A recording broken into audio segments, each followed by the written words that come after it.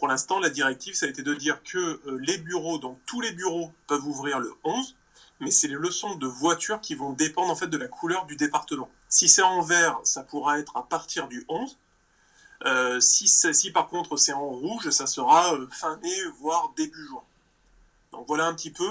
Quoi qu'il arrive, nous, on réunit tous les salariés ce samedi, en fait. Donc une fois qu'on aura la carte finale, pour commencer d'ores et déjà à appeler tout le monde et tout planifier, quoi. Pour les bureaux qui vont être dans les zones vertes, là où les cours vont pouvoir reprendre, bien évidemment, il va falloir respecter les règles sanitaires. Comment est-ce que vous allez faire?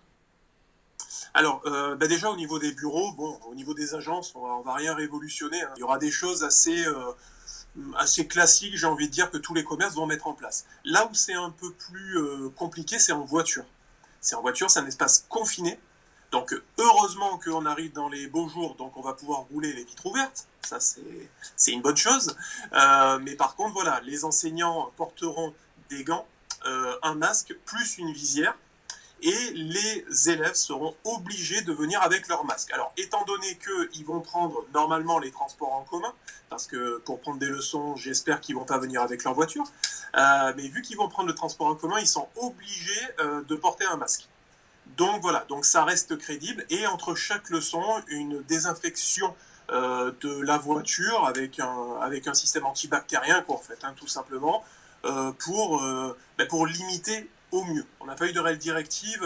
C'est vrai que pendant un moment, nous, on avait commencé à développer un prototype qui permettait de mettre un plexiglas entre l'élève et l'enseignant, tout en permettant d'intervenir sur les commandes, parce que c'est ça qui, enfin, c'est quand même un métier où on doit intervenir à tout moment. Le problème était sécuritaire, c'est-à-dire que si on a un accident ou n'importe quoi, hein, je veux dire, que le plexi éclate, ça peut être dangereux.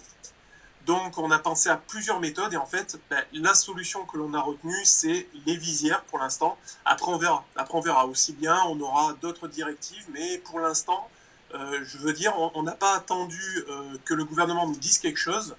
On fait les choses pour que les élèves soient en sécurité ainsi que nos salariés.